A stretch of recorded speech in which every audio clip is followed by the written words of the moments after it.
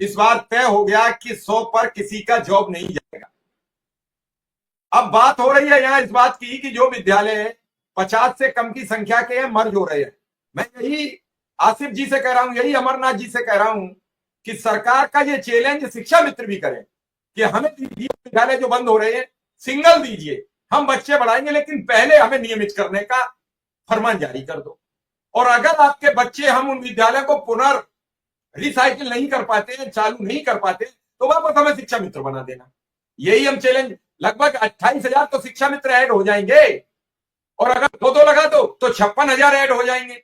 27,000 स्कूलों में अनुदेशक ऐड कर दो तो 27,000 कम से कम एक व्यक्ति को तो राहत मिल जाएगी, आधे लोगों को तो राहत मिल जाएगी। और शायद ये सब हो जाए तो व्यवस्था दुरुस्त हो जाए।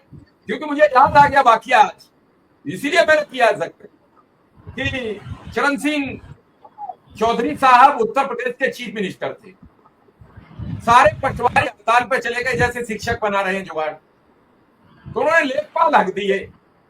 ये उस समय नारा बन गया कि पटवारी खाकर चरण सिंह ने लेखपाल हक दिए। तो मैं कह रहा हूं कि शिक्षक खा जाओ या स्कूल खा जाओ, इन शिक्षा मित्र अनुदेशकों को हक दो, कम से कम इनका ही भला हो जाए और सबका बेड़ा पार हो जाए। बहुत दिनों से ये लड़ाई है मानदेय और वेतन की, इन्हें भी नियमित कर दो तो कम से कम 1.5 लाख या 1,35,000 40,000 जो बचे हैं शिक्षा मित्र, उनका जीवन तो सुरक्षित हो जाए, उनके परिवार तो सुरक्षित हो जाए।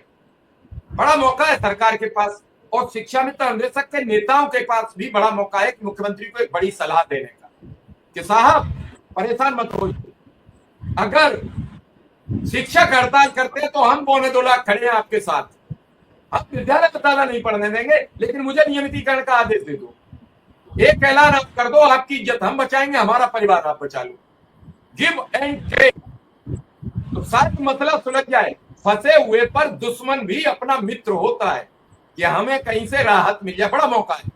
तो आज चर्चा इसी बात पर करनी है, हमें कोई इस बात पर नहीं करनी कि क्या होना है क्या नहीं होना है। विक्रम सिंह, कोर्ट ने आपकी 12 तारीख दे दी, जो आपसे वादा किया था। कोर्ट ने आज एक काम आपके साथ अच्छा किया, कोर्ट ने कहा 3 सप्ताह में अनुदेशक का केस हम फाइनल करेंगे, तो उन्होंने 3 सप्ताह की तारीख दे दी आपको। और उस जो फैसला लिखा उन्होंने अपने जजमेंट में ये लिख भी दिया कि सबसे कम पर आपका उस दिन केस सुना जाएगा। रंजन साहब को भी धन्यवाद देता हूं, फैसला चाहे जो भी हो, लेकिन अब तक जो उन्होंने कहा उस पर वो खरे उतरे। और मैं हैरान रह गया जब उनकी पूरी स्पीच सुनी, जज साहब का जो बहस सुनी, जिसमें वो कह रहे हैं बात क्यों टीचर से 9,000, मतलब टीचर 9,000 रुपया पाता है। शिक्षा मित्र भी सोचे कि एक बड़ा सवाल था जज साहब का, क्या था मामला पूरा, विक्रम सिंह जरा समझाइए, और क्या मिली है तारीख, फिर हम शिक्षा मित्रों से बात करेंगे। सर 12 अगस्त की टाइम मिली है और 12 अगस्त को सुनवाई होगी और टॉप ऑफ द बोर्ड में है, मतलब ऊपर के केस में हमारा नंबर रहेगा और वो उस दिन लगभग फाइनल सुनवाई होगी, जैसा कि उम्मीद जताई जा रही है, जैसा कि परिस्थितियां समझ में आ रही है कि 12 अगस्त को फाइनल सुनवाई होगी। क्योंकि जज साहब ने भी कहा है सिनॉप्सिस भी देने के लिए सभी पक्षों को, तो 12 से पहले उसको देना है और 12 को टॉप ऑफ द बोर्ड में लगेगा और उस दिन फाइनल सुनवाई होगी। तो पूरी तैयारी चल रही है, उसमें कहीं कोई कमी नहीं है, हम लोग हमेशा तैयार रहते हैं सर। और 12 को हम लोग पूरी तरह से मुस्तैद हैं कि 12 को हमारे पटवालिया सर, RKC सर अपनी बातों को पूरी मुस्तैदी से रखेंगे। और अभी देखा होगा आपने जिस प्रकार से 14 तारीख को हमारे पटवालिया सर अपनी बातों को रख रहे थे, एक एक मुद्दे को अच्छे से उन्होंने डिफाइन किया और जज साहब भी काफी पॉजिटिव थे, कुछ ऐसे सवाल तो जज साहब खुद ही कर रहे थे। तो स्थिति ठीक चल रही है, अच्छी चल रही है। 12 तारीख को हम आशा करेंगे और विश्वास।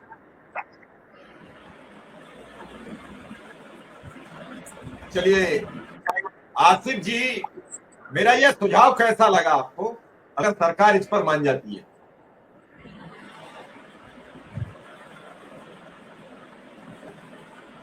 आसिफ जी आवाज नहीं आ रही।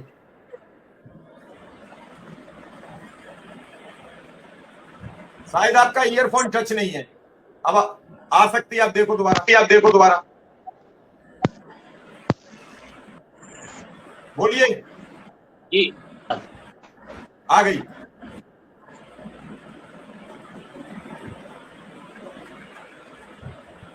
जी आसिफ जी,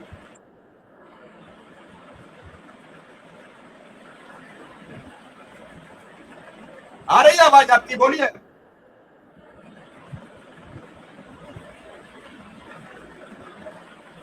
माइक ऑन करके बोलिए आप। जी हाँ आई आवाज सर। जी, आ रही है। जी आपको नमस्कार और हमारे अमरनाथ मिश्रा जी को नमस्कार और अभी विक्रम जी थे उनको भी नमस्कार और हमारे तमाम जो लोग देख रहे हैं उन सभी को नमस्कार। देखिए हमारे शुक्ला जी भी कल बोल गए थे, हमारे अध्यक्ष, मैं उनकी बात की तायद करता हूं। आपकी बात का जो आप सुझाव दे रहे हैं वो बिल्कुल बेशक जायज है, बेहतरीन है और उस चैलेंज को हमारे अध्यक्ष ने जब स्वीकार करा है तो मैं उस चैलेंज को मैं स्वीकार करता हूं उनके पीछे से कि बिल्कुल बेशक हम लोग चैलेंज के लिए आए।